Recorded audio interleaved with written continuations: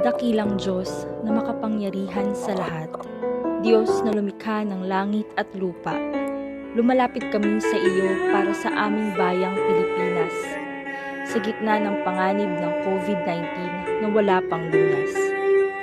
Pinupuri ka namin dahil hindi ka natutulog.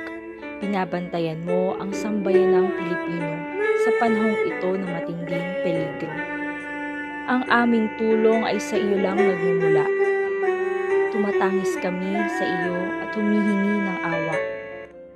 Iligtas mo po kami sa panganib na ito. Ikaw lamang ang aming kanlungan. Sa iyo ang tiyak na kaligtasan. Iligtas mo kami sa nakamamatay na COVID-19. Ipagsanggalang ang aming bayan mula sa bitag ng karamdaman.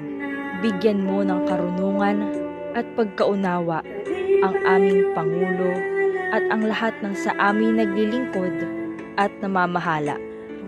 Gabayan mo sila sa pagbuo ng mga patnubay, strategiya at pagkilos.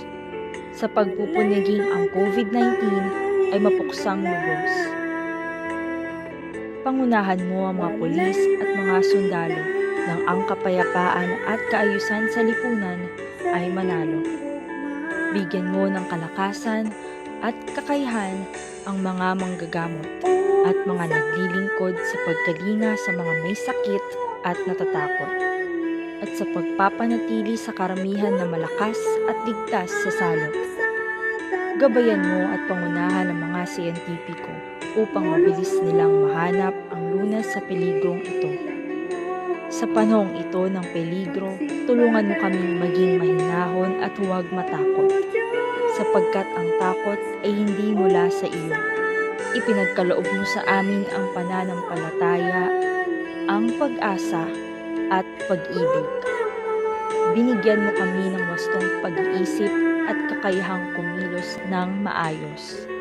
Ayon sa iyong banal na salita, binibigyan mo ng lubos na kapayapaan ang mga taong sa iyo'y tumatalima at nagtitiwala.